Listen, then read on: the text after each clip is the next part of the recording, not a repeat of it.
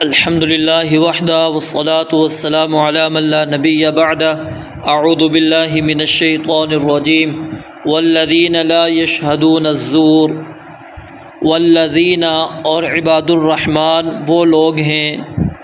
جو لا یشہدون نہیں شریک ہوتے الزور جھوٹ میں وَإِذَا اور جب مروا وہ گزرتے ہیں باللغو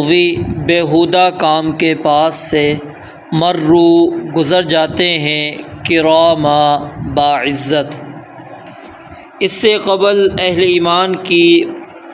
3 بنیادی صفات ہم نے پڑھی۔ اب اللہ تعالیٰ مزید چند صفات کا تذکرہ فرما رہے ہیں جن کے ساتھ ایمان میں کمال حاصل ہوتا ہے۔ رب العالمین فرماتے ہیں والذین لا یشہدون اور وہ لوگ جو نہیں حاضر ہوتے۔ شہیدہ یشہدو اس کے 2 معنی آتے ہیں، ایک معنی ہوتا ہے حاضر ہونا، جیسا کہ اللہ تعالیٰ نے فرمایا فمن شہید منکم الشہر فلیصمہ، کہ جو بندہ رمضان المبارک میں موجود ہو وہ روزہ رکھے۔ اور اسی طرح یہ کسی چیز کے متعلق گواہی دینے کے لیے بھی آتا ہے جس کے اندر بندہ حاضر رہا ہو یا بندہ اس کے متعلق جانتا ہو، جیسا کہ اللہ تعالیٰ نے فرمایا وَأَشْهِدُوا ذَوَيْ عَدْلٍ مِّنْكُمْ۔ تو اس آیت کے 2 مفہوم علماء نے بیان کیے ہیں۔ ایک مفہوم تو اس کا ہے کہ یشہدون کا معنی جب ہم گواہی کریں گے تو اس صورت میں لا یشہدون الزور سے مراد ہوگا لا یشہدون بالزور، یا پھر لا یشہدون شہادت الزور، کہ وہ جھوٹی گواہی نہیں دیتے۔ اور صحیح بخاری کے اندر روایت بھی موجود ہے، نبی مکرم علیہ الصلاۃ والسلام سے کبیرہ گناہوں کے متعلق جب سوال کیا گیا تو آپ علیہ الصلاۃ والسلام نے فرمایا کہ الاشراک باللہ وعقوق الوالدین وقتل النفس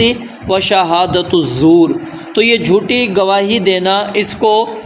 رسول اللہ صلی اللہ علیہ وسلم نے کبیرہ گناہ کے اندر شمار کیا ہے۔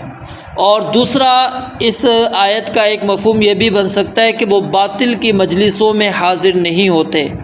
کہ جن مجالس کے اندر مشرکین حاضر ہوتے ہوں، وہ کھیل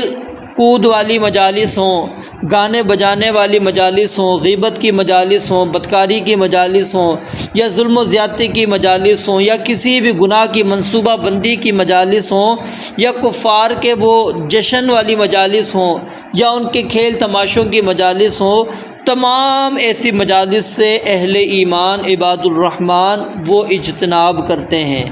وہ حاضر نہیں ہوتے۔ جیسا کہ سورۃ الانعام کے اندر بھی اللہ رب العالمین نے فرمایا وَإِذَا رَأَيْتَ الَّذِينَ يَخُوضُونَ فِي آيَاتِنَا فَأَعْرِضْ عَنْهُمْ حَتَّى يَخُوضُوا فِي حَدِيثٍ غَيْرِهِ، کہ آپ ان کے ساتھ مشغول نہ ہوں، اور اگر آپ کو شیطان بلا دے فَلَا تَقْعُدْ بَعْدَ الذِّكْرَىٰ مَعَ الْقَوْمِ الظَّالِمِينَ، تو ایسے لوگوں کے ساتھ آپ موجود نہ رہیں۔ تو یعنی جھوٹی گواہی بھی نہیں دیتے یا پھر ایسی مجالس کے اندر وہ شریک نہیں ہوتے جو مجالس گناہوں کے اوپر مشتمل مجلس ہو۔ وَإِذَا اور جب مروا وہ گزرتے ہیں باللغو اس طرح کی یعنی بیہودہ کام کے پاس سے، تو وہاں پر الجھتے نہیں ہیں بلکہ وہ کرامہ عزت کے ساتھ وہاں سے چلے جاتے ہیں۔ کریم اصل میں کہتے ہیں ہر چیز میں سے جو عمدہ ترین چیز ہو اس کو، اور لغو کا معنی کیا ہوتا ہے؟ جو بے فائدہ ہوتی ہے، بیکار ہوتی ہے،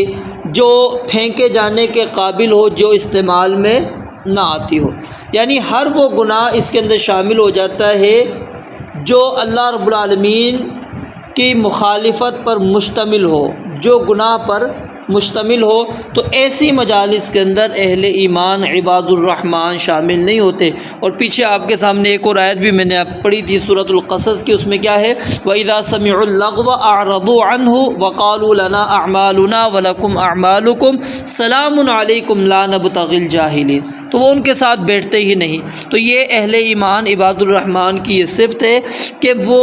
بیہودہ مجالس ہوں جھوٹی مجالس ہوں، گناہوں پر مشتمل مجالس ہوں، ان مجالس کا تعلق کفار کے جشن کے ساتھ، خوشیوں کے ساتھ ہو، ایسی مجالس کے اندر عباد الرحمن شامل نہیں ہوتے، اور اگر بھول کر وہ چلے جاتے ہیں تو جیسے ہی ان کو یاد آتا ہے فوراً ایسی مجلسوں سے اٹھ جاتے ہیں۔ رب العالمین سے دعا ہے اللہ تعالیٰ سمجھنے عمل کرنے کی توفیق عطا فرمائے۔ وآخر دعوانا ان الحمد للہ رب العالمین۔